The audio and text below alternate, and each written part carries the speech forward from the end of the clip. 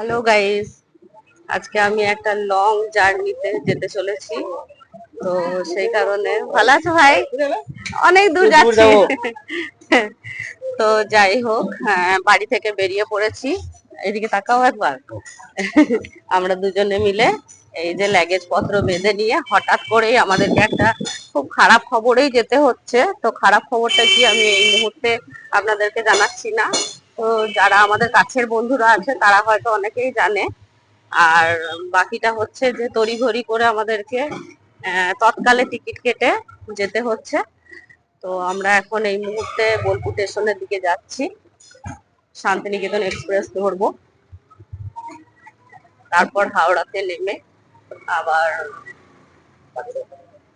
এই যে আমরা অলরেডি বোলপুর স্টেশনে পৌঁছে গেছি। আর আমাদের ট্রেন দাঁড়িয়েই আছে, শান্তিনিকেতন এক্সপ্রেস 1:10-এ ছাড়বে। আমরা 3 নম্বর প্ল্যাটফর্মের দিকেই এসেছি। এদিক থেকে সুবিধা হবে, কাছে হবে যেতে। তো আপনারা দেখতে থাকুন, বাকিটাও আপনাদের সাথে শেয়ার করব।